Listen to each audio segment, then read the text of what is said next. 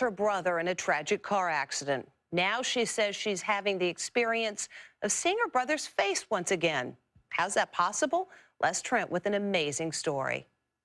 You're about to see an extraordinary encounter.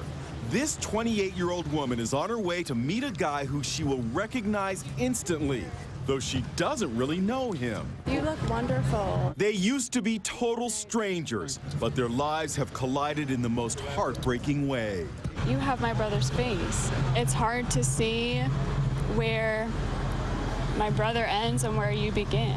Richard Norris made medical history when he received the first ever full face transplant, a face that once belonged to Rebecca Aversano's brother, Joshua. His nose, his lips, his teeth, his jawbone, his hair, everything belonged to my brother. Rebecca's 21-year-old brother dreamed of becoming a U.S. Marine, but life came to a sudden end when he was hit by a car and killed instantly. Losing my brother was the hardest thing that I've ever gone through.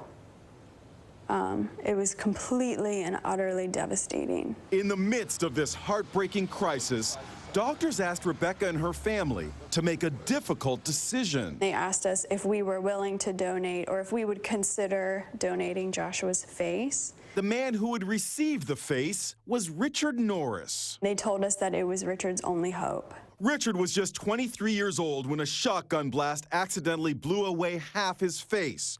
For the next 15 years, Richard lived as a recluse, rarely going outdoors, hiding his ruined face behind a mask. We have in our power to give someone another chance at life. It was close to an ideal match. This was Richard before his accident. You can see that he and Rebecca's brother looked strikingly similar. Same hair and skin color, the same blood type, even similar bone structure. Dr. Eduardo Rodriguez outlined the 36-hour operation at the University of Maryland Medical Center. He led a massive team of 150 doctors and nurses transplanting bone, skin, facial muscles, and even a tongue. This was Richard before surgery, and this was Richard post-surgery.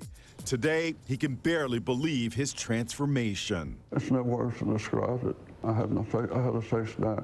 And I feel a little bit of beard. Incredibly, from the back of his head to the bottom of his neck, the skin was transplanted in one complete piece.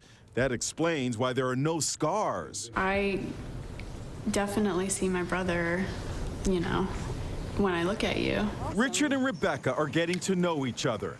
In fact, you can say they're like brother and sister. Woo! I did it! Richard can finally face the world without a mask as he walks down the streets of New Orleans, treating Rebecca to a taste of his hometown cuisine. There's really no words to say thank you. The 38-year-old has to take daily medication for the rest of his life to prevent his body from rejecting the transplanted face. He is slowly gaining full use of his facial muscles. A face that can now feel the tender touch from his girlfriend, Melanie. He's the one. He's a keeper. For Rebecca, the fact that another man is wearing her brother's face is helping her to overcome her devastating personal grief. My brother died, and yet I'm looking at him right now. I have to smile when I look at Richard because this is a complete miracle. Richard and Rebecca have started a GoFundMe page to build a website to inspire others to become organ and tissue donors. We'll be back with more Inside Edition.